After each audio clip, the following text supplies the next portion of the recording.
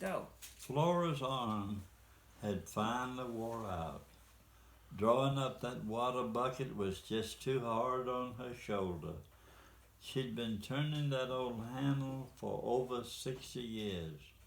Started back when she and John first dug that well.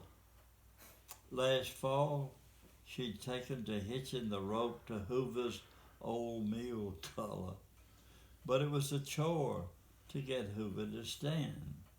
Still, after he'd pull the bucket up, she'd start for the bucket, and the old Hoover would start backing up, made her so mad.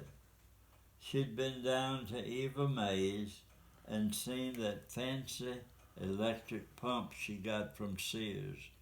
But by the time you got the electricity in it, it cost almost $82. Normal folks don't have that kind of money. Normal. When Cam and Mildred left Roosevelt, they moved plumb out of Kendall County.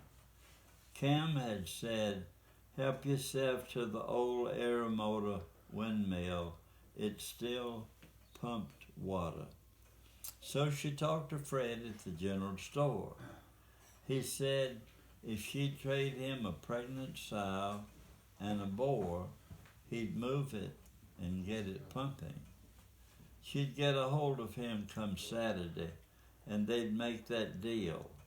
Then she and Hoover both will be happy. John would have been proud of her. Now time to get moving.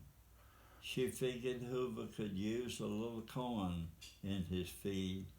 He was getting on up in years. Is that the end? Yeah.